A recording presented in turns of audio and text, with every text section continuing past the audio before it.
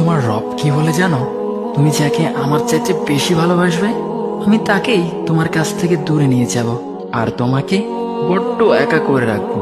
তিনি আরো বলেন, কখনো বলবে না যে তাকে ছাড়া আমি বাঁচবো না, কিন্তু আমি তোমাকে তাকে ছাড়াই বাঁচাবো। পিছনে সব আবেগ কেড়ে নিয়ে তোমাকে দিব্যি সামনে এগিয়ে নিয়ে যাব। তুমি কি দেখো নি, ঋতুরাও যে 2 মাস পর পর বদলাতে থাকে, ছায়া দেয়া গাছের পাতাও তো শুকিয়ে যায়, আর যখন সবর হারিয়ে ফেলে তখন ঝরে পড়ে। কিন্তু তোমার রব তো ধৈর্যশীল ও পরম দয়ালু। তিনি তো সেই ঝরে যাওয়া পাতার ঢাল থেকেও সবুজ পাতা গজান। তুমি কি দেখছো না তোমার স্রষ্টার এই নিদর্শন? যে মানুষটাকে তুমি নিজের জীবনের চাইতেও বেশি ভালোবাসতে, সেই মানুষটাও একদিন অচেনা হয়ে যায়, তোমার মন ভেঙে যায়, এমনকি বন্ধু শত্রুতে পরিণত হয়, আর খানিক সময় পর শত্রু বন্ধুতে পরিণত হয়। যে মানুষটাকে তুমি নিজের জীবনের অংশ ভাবতে, সে মানুষটাও প্রতারণা করে।